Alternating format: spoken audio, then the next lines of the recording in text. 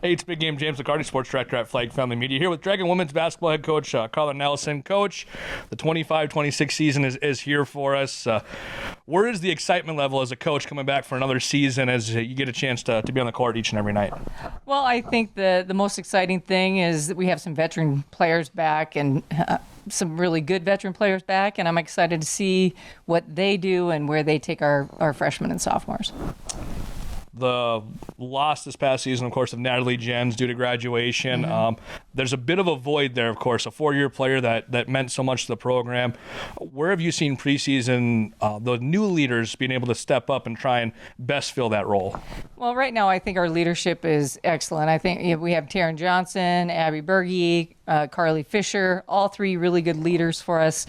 And honestly, I haven't really thought about Natalie very much. So that speaks volumes for, what our group is doing right now. I think we added some pieces that, have really filled some voids for us. Mm-hmm. We shoot the ball a little bit better. I mean, you wouldn't, maybe today you wouldn't notice, but for the most part, I think we have shot the ball better.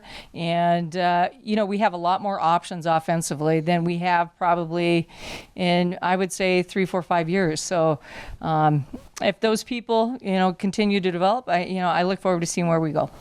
You had mentioned Johnson, Fisher, and Berge, the three captains announced for the team. How does that go? Is it just a team vote for players, the coaching staff involved? How do you come to that conclusion? Because we've seen the growth of them as broadcasters, but I would imagine a lot of that comes with what happens when the lights are turned off. Well, really, as a coach, I'm only around these guys a couple hours a day. Thank God for them, right? But, it's what people do when they're away from their coach. And I think that's what culture is all about. And right now, I think that Terry and Berge and Carl invest in their teammates.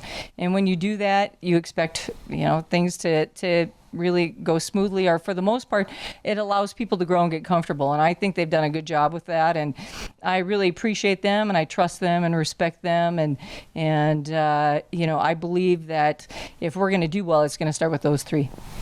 There's always going to be growing pains early on in the season. You're going to have your continued growth. But a large freshman class this upcoming year, I would imagine, kind of depending on how they're growing, depends on their impact on the court. A couple of transfers in as well. Can you just walk us through a bit the freshman class and the couple of transfers and what they'll be adding to this year's team? Well, you're asking me to remember everybody's name, and that's just generalize it then. I think as a freshman class, we have a very talented freshman class.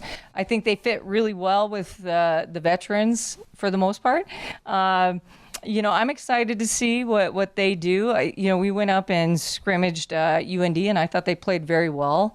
We have to get healthy in that class, too. We have a couple injuries there that people have to come back from. But, honestly, our sophomore class, with Kaylin Kelly and Alishka, I think that those two are going to be big keys. I'm sure I'm forgetting somebody, but Ashton, she is, oh my gosh, I can't, my mother's favorite player, right?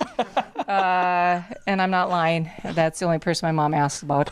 But Ashton is playing at a very high level, and really for us to, I think, take that next step in NSIC play and really just going into this opening weekend, she has to be that leader for us and play at a high level.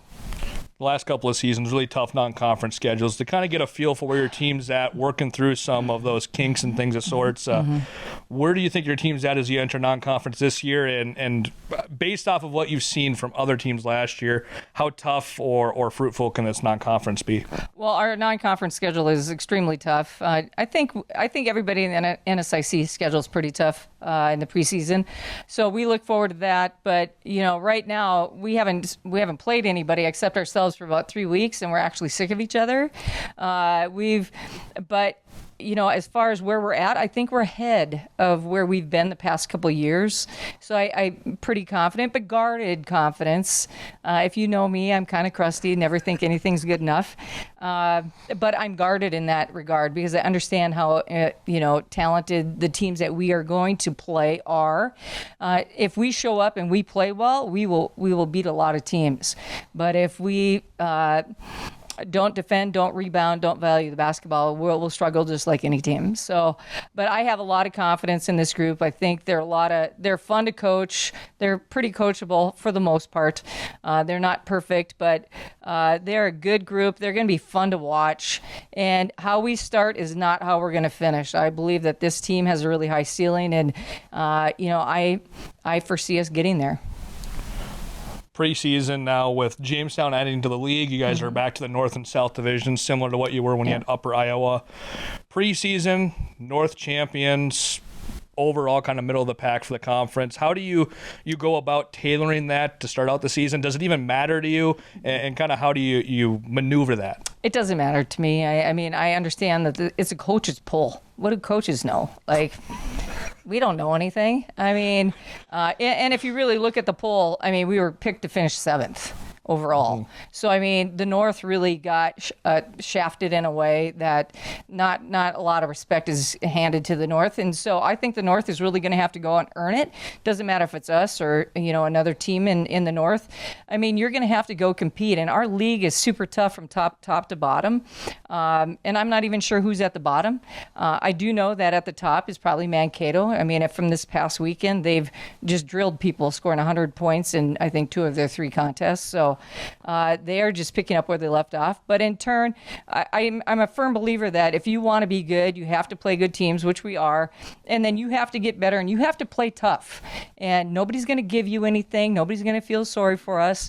But I think this group that I have doesn't want that. I think that they're going to go out and they're going to compete hard. And it really starts with our leadership. And if our leaders show up, we're going to be in every game. I'm very much looking forward. I cannot wait for the upcoming weekend, conference play, everything to begin. Last thing I have for you, humanizing factor. What are you most excited for as a coach this season? Well, first of all, I'm excited because I actually like these guys a lot. Not every team are you going to like, and are they going to like the head coach? But I really like these guys, and my hopes for them are high, and I'm excited for them. I'm excited to see how much we can improve, how much they'll allow me to push them, and I think if they allow themselves to be pushed, I think sky's the limit for these guys. And but it's a tough road, and you can't get too far ahead of yourself. And I'm just looking forward to it because as I get older, I appreciate every November. I'm very excited. I don't even know how to wrap it up. I'm excited because we're sick of practice. Yeah. Right? See, there we go. Game action's on its way. Well, thank you, Coach, for coming to your time. We always appreciate it, and we're looking forward to covering you guys this season. Go Dragons. Big Game James McCarty alongside head coach Karla Nelson, the Dragon women's basketball team. Have a great rest of your day.